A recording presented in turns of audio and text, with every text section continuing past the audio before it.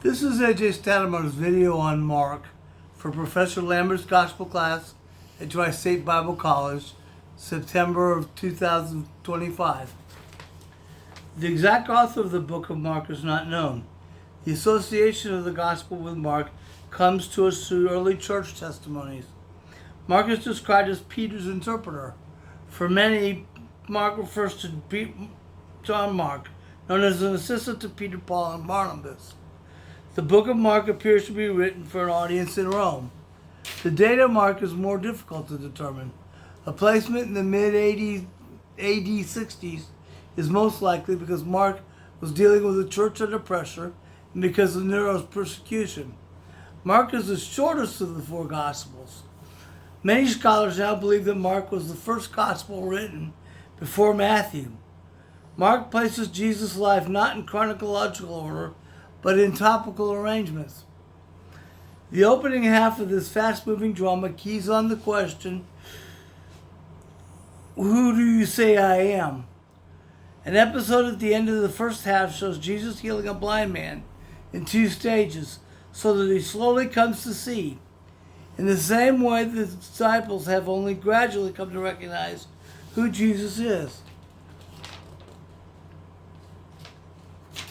A working outline goes like this: the prologue at the beginning of the gospel, Jesus' public ministry with the calling of disciples, conflicts leading to rejection, teaching on a mystery, filling the kingdom with miracles of power and still yielding rejection.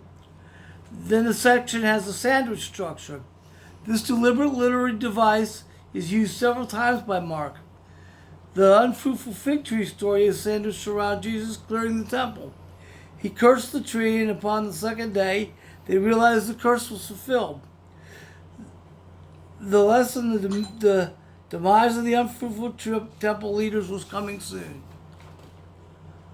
Also, Mark tells of Jesus sending out the disciples' narrative on their first evangelical mission, and before returning with positive reports, Mark retells the account of John the Baptist being martyred.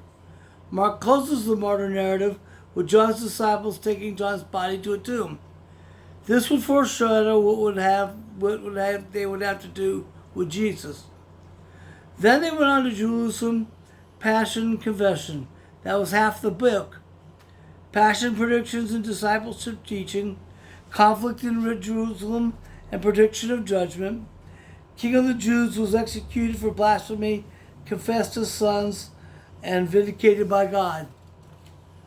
A turning point of the gospel is the Caesarea Philippi confession by Peter that Jesus is the Christ.